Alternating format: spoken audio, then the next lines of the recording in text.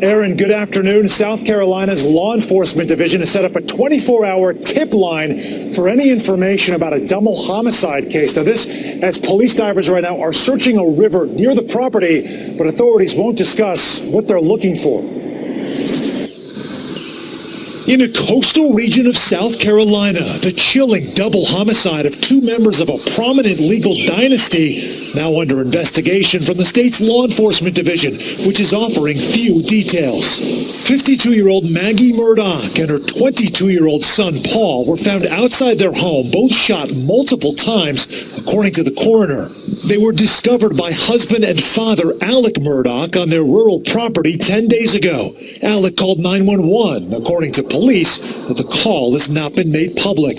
The murder sending shockwaves through the local community, where generations of the Murdaugh family have worked as well-known lawyers and prosecutors, tied to countless legal cases in the South Carolina Lowcountry. In a statement, the South Carolina Law Enforcement Division says it's committed to conducting a professional and thorough criminal investigation.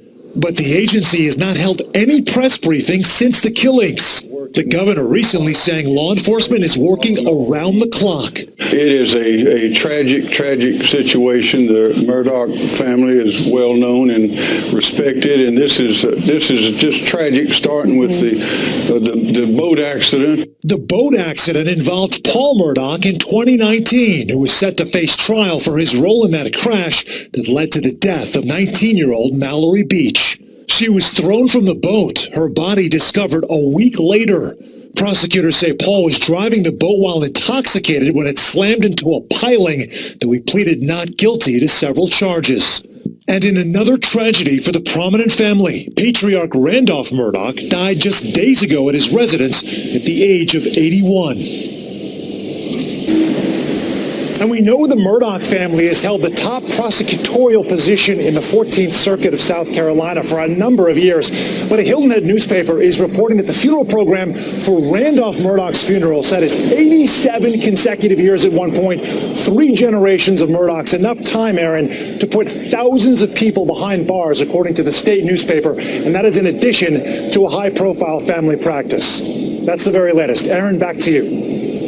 The FAA is cracking down on people losing their cool on airplanes, and more often it seems passengers are asked to take matters into their own hands.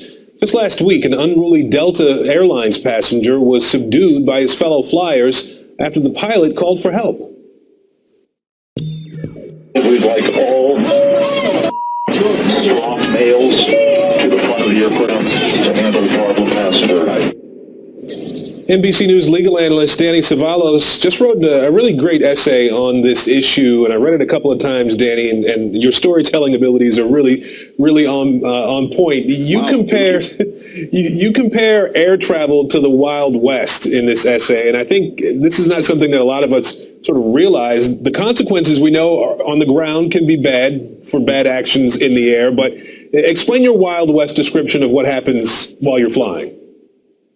We allow a level of vigilante justice on airplanes that we would never allow on Earth, literally here on planet Earth. We only allow this in the air, where a captain can raise a posse in moments without looking at a resume or checking qualifications or training them in the use of force, and essentially deputize them to come help out with an unruly passenger and lay their hands on another stranger, which is something we've typically reserved, a privilege really only for trained, sworn law enforcement personnel. And you make the point that we hear so much about federal air marshals, but they're not necessarily around in great numbers. What sort of authority, what legal authority does a captain have to deal with disruptive passengers and get other passengers involved in controlling them? Right. Statistics tend to show that there are anywhere from 1% to 5% of flights with an air marshal on them. So on the whole, we're on our own up in the air. And both international law and federal law recognizes to some degree a captain's ability to ask, but not force, other passengers to help subdue an unruly passenger. In fact, federal law immunizes from liability a passenger who jumps in to help out. That's really, really compelling, because you don't know who you're raising in your posse when you're a captain asking for help. Sure, it might be someone who will use reasonable force, but it might be an ex-high school football star with a grudge and an axe to grind, and maybe he's a little too violent. You really don't know. And in the past, I'm not being glib, there have been instances in 2000 in a flight out of Utah, passengers were subduing an unruly passenger, and that passenger died.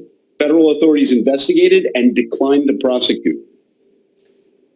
So I mean, you make a really good point then. If something does go wrong and a passenger does die because of excessive force by someone who isn't trained to use force necessarily, is there any liability? Could that other passenger be detained or get in trouble for having helped to detain somebody who then died?